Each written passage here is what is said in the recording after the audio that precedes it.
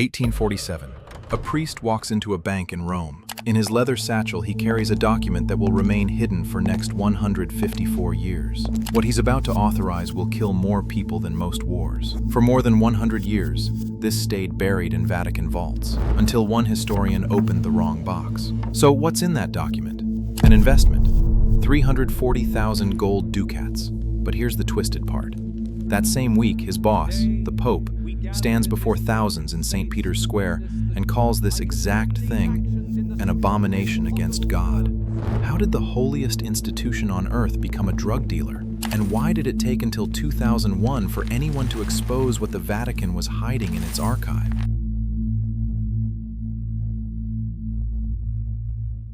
The story begins not in Rome, but in China. 1839, the First Opium War erupts. Britain, desperate to balance its trade deficit with China, floods Chinese ports with opium grown in British-controlled India. Emperor Daoguang tries to stop it. Lin Zexu, his imperial commissioner, confiscates and destroys 1,400 tons of British opium in Canton. Britain responds with gunboats. By 1842, the Treaty of Nanking forces China to open 5 ports to British trade and pay reparations. Opium flows freely. Within a decade, 12 million Chinese are addicted, 1 in 10 adults. The drug that Britain calls commerce, China calls genocide. But Britain isn't alone in seeing opportunity. Throughout the 1840s, European powers scramble for their share. French merchants ship Malwa opium from Bombay. Portuguese traders operate out of Macau. American clipper ships, the fastest vessels on Earth, race Turkish opium across the Pacific. And quietly, carefully, the Vatican enters the game. Why would the Catholic Church involve itself in narcotics trafficking? The answer is both simple and devastating: money. Papal states are broke. Revolutionary movements are sweeping Europe.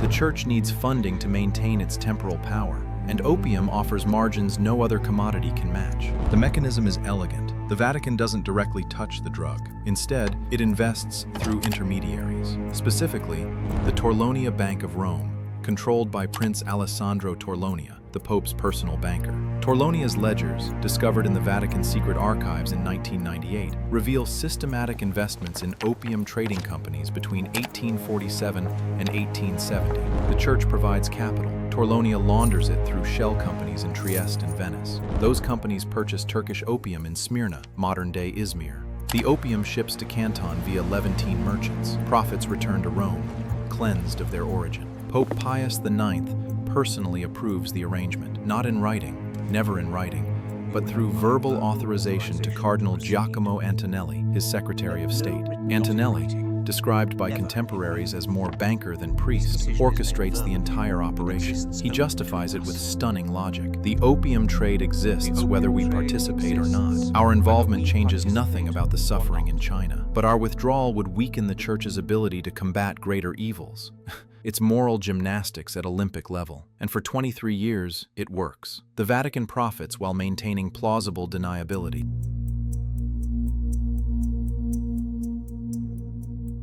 The operation requires cooperation from an unlikely source: Jesuit missionaries in China. By 1850, the Society of Jesus operates 47 missions across coastal China. They've been there since the 16th century, surviving persecutions, studying Chinese culture, translating texts, and now, facilitating drug transactions. Not all Jesuits participate. Most remain ignorant of the arrangement, but a select group, hand-picked by Rome, serves as the Church's eyes and ears in the opium ports. Father Matteo Ricci Jr., named after the famous missionary, operates out of Shanghai. His official duty is ministering to Chinese Catholics. His unofficial role is reporting opium market conditions to Cardinal Antonelli. Ricci's correspondence, preserved in Jesuit archives, is coded. He writes about spiritual harvest yields when discussing opium prices. Souls saved refers to kilos moved. Conversions means profits. A typical letter from 1852 reads, "This season's harvest exceeds expectations. We anticipate 340 conversions by year's end." Translation: 340,000 ducats in profit from that year's opium sales.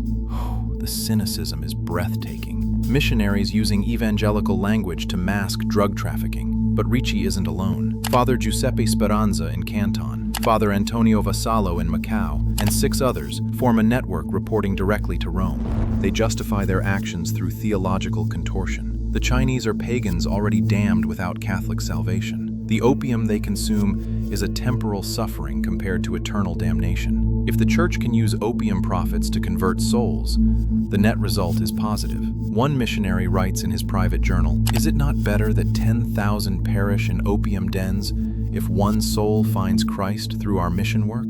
This is the logic that allows holy men to become drug dealers. And it works because none of them see the faces. They don't watch the skeletal addicts convulsing in Guangzhou alleys. They don't see the children orphaned when parents sell them for opium money. Meanwhile, in Rome, the money flows. Between 1847 and 1860, Vatican opium investments generate an estimated 4.7 million gold ducats. Funds rebuild churches damaged in the 1848 revolutions. They finance the expansion of St. Peter's Basilica. They pay for the Vatican's diplomatic corps. They sustain the Papal States during their final desperate years. And nobody outside a dozen people knows where the money comes from. Publicly, the Vatican accepts donations from faithful benefactors. Those benefactors are shell companies trading opium. The Church has perfected the art of money laundering 150 years before the term exists.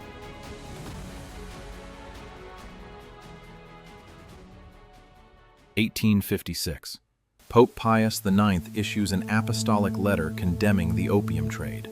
"The enslavement of our Chinese brothers through this vile poison is an offense against God and humanity," he writes. "All Catholic merchants must cease participation in this immoral commerce." The letter circulates throughout Europe. Catholic newspapers praise the Pope's moral courage. Protestant critics grudgingly acknowledge Rome's ethical stance.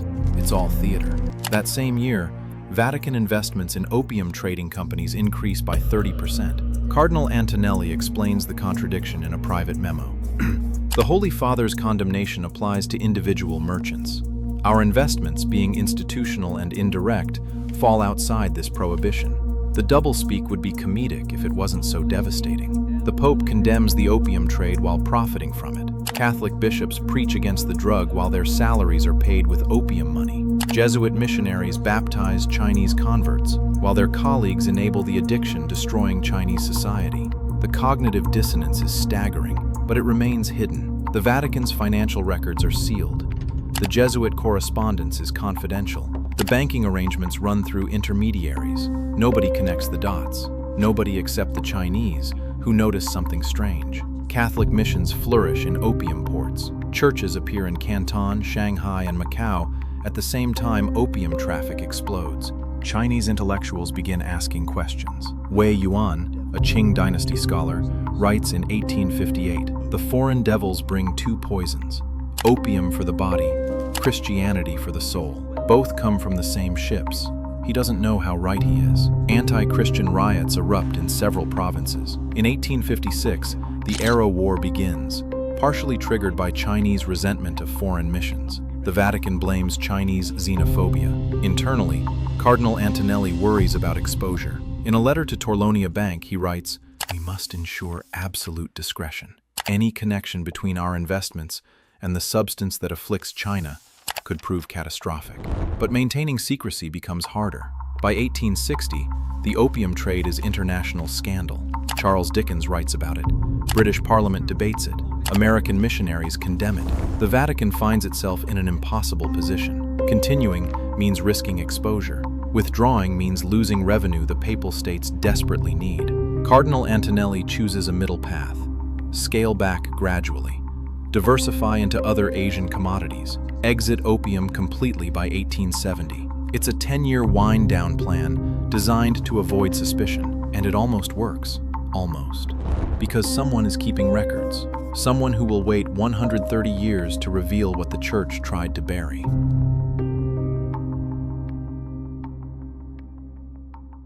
(1870).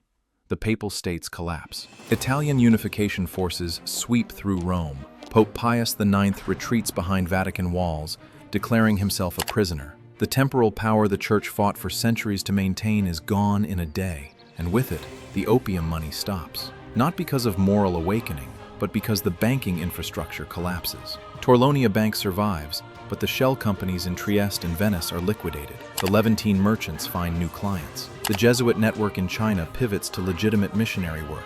The Vatican's 23-year experiment in narcotics trafficking ends, not with confession, but with convenient silence. The Church spends the next 50 years rebuilding its reputation. Leo XIII, who becomes Pope in 1878, champions social justice. He condemns exploitation of workers. He advocates for the poor. He never mentions opium. Subsequent popes maintain the omission. The Vatican Secret Archives remain sealed. Torlonia Bank's ledgers are locked in family vaults. The Jesuit correspondence stays classified. Decades pass. Everyone involved dies. The scandal becomes a rumor, then a whisper, then forgotten entirely. By 1950, Catholic historians writing about the 19th century don't even know to ask the question. The Vatican's opium connection has been successfully erased from history. But archival records don't burn easily. In 1998, the Vatican partially opens its secret archives to researchers. Scholars flood in, expecting to study medieval manuscripts and Renaissance diplomacy. Instead, a French historian named Jean-Baptiste Moreau stumbles onto something else. He's researching Vatican finances during the Italian unification. He requests banking records from the 1850s. An archivist brings him a box of correspondence between Cardinal Antonelli and Prince Torlonia. Moreau reads the first letter, then the second. By the fifth, he realizes he's found evidence of systematic Vatican investment in the opium trade. He spends the next 3 years cross-referencing documents. Antonelli's letters to Torlonia, Torlonia's ledgers showing opium company investments, Jesuit missionary reports from China using coded language, papal approval for special investments in Asian commodities. The picture becomes undeniable. The Vatican knowingly profited from opium trafficking for 23 years. Moreau presents his findings at a historical conference in Paris in 2001. The room erupts. Catholic scholars call his research flawed. Vatican representatives claim the documents are misinterpreted, but Moreau has the receipts. Literally. Copies of Torlonia's ledgers showing opium company dividends paid to Vatican accounts. The scandal breaks globally. Le Monde runs a front-page story titled, "The Pope's Opium." The New York Times publishes a detailed investigation. The Guardian interviews Chinese historians who confirm Catholic missions flourished in opium ports. The Vatican issues a statement calling the accusations reckless speculation based on fragmentary evidence taken out of context. They refuse to open additional archives for verification. They dismiss Moreau's work as anti-Catholic propaganda, but they don't deny the core facts, because they can't. The documents are real. The investments happened. The Church profited from Chinese suffering. And no amount of theological justification changes that reality.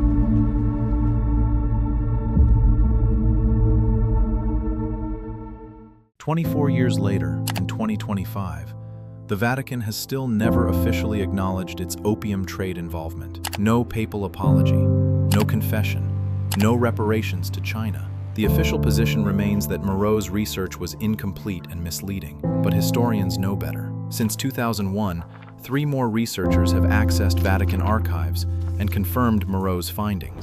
The evidence is overwhelming. The Catholic Church, the institution claiming moral authority over 1 billion followers, funded itself through narcotics trafficking in 19th century China. The hypocrisy is absolute. While Pope Pius IX condemned the opium trade publicly, he authorized it privately. Why does this matter?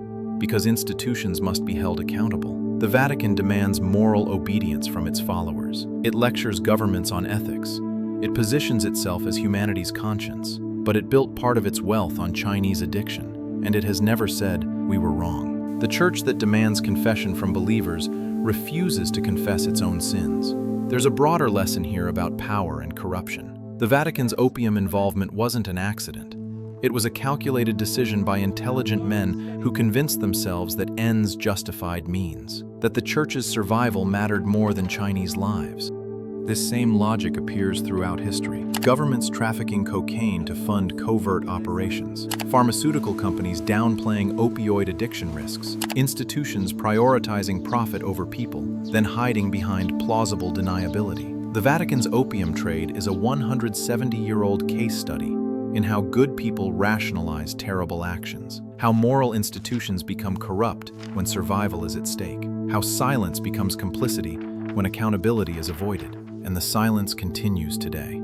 In 2019, Pope Francis visited China. He spoke about building bridges between cultures. He celebrated the Chinese Catholic community. He never mentioned opium. In 2023, the Vatican published a historical account of Catholic missions in 19th century Asia. It praised Jesuit missionaries for their cultural sensitivity and dedication. It made no reference to their role in opium trafficking. The Church's strategy is clear: ignore, deflect, and wait for everyone to forget. And it's working. Most Catholics have never heard this story. Most historians study other aspects of Vatican history. The opium connection remains obscure, discussed in academic papers but absent from popular understanding. By staying silent, the Church hopes the scandal will fade into historical footnotes. But some truths refuse to stay buried. In China, where 12 million suffered addiction, the memory persists. The century of humiliation, as Chinese historians call it, includes the opium trade as a central trauma.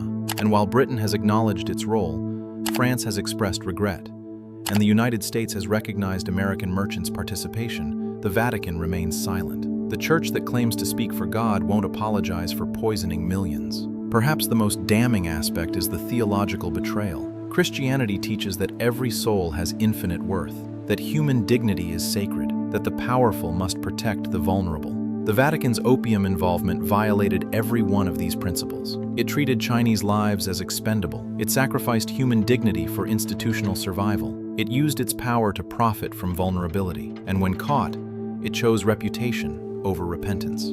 This is how institutions die spiritually, not through sudden collapse, but through slow moral compromise. One decision that seems necessary, one exception that seems justified, one secret that seems manageable, until you wake up 23 years later and realize you've become everything you claimed to oppose. The Vatican learned this lesson, or did it?